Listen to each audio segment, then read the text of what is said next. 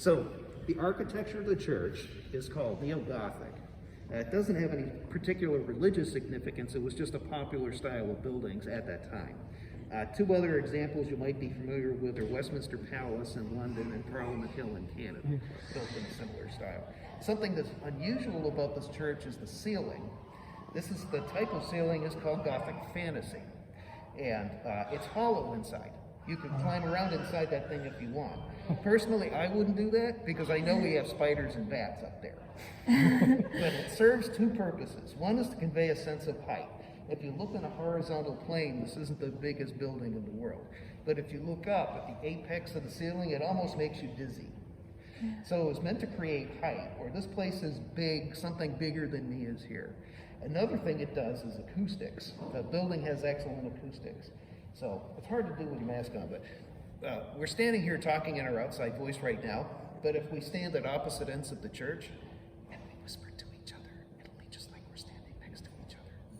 Sometimes I annoy my docent mate by saying things about her when I'm standing in the front and she's in the back. We'll have musical people who will come in and just stand here and start singing to see what they sound like in the building. Other notable things, I say the biggest miracle of this church is the stained glass windows. They've been right where you see them since 1896, and they have never been broken. That's pretty remarkable in itself. The windows on either side are from a catalog. The ones in the front are custom made. You can tell that by the vivid red glass. They make that vivid red glass by melting gold bullion into molten silica glass. That's where the bright red color comes from. Something interesting about the windows in the front is a picture of a person. The person is St. Peter, which makes sense, it's the St. Peter's Church. But if you go to the front and look over his left shoulder, you'll see an exact picture of the city of Harper's Ferry and this church built into the stained glass. Oh, wow. Oh, wow. You can almost see it from here. People have asked me if that's like the mirrors in the barber shop. Does that tiny church have a tiny window with a tiny St. Peter and another tiny city and a tiny church? I don't know. I've never been up there with a ladder. The altar is Carrara marble from Carrara, Italy. The same quarry that Michelangelo used for his sculptures. Oh, wow.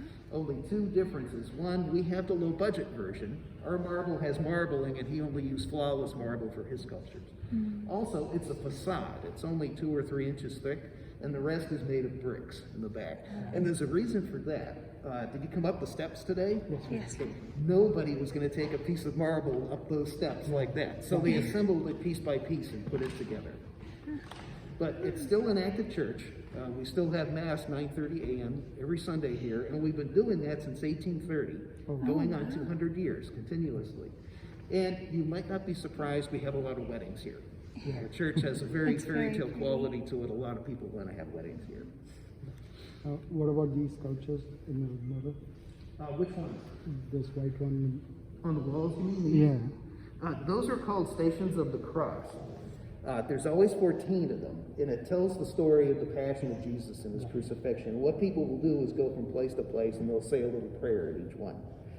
Now, there's a funny apocryphal story about those. They were originally brightly painted, and they were gilded, so the outside framing was all gold leaf. And the church hired a cleaning woman who thought they were dirty. So she took scouring powder and scrubbed them, and she scrubbed up all of the paint and all of the gold. So they said, now what?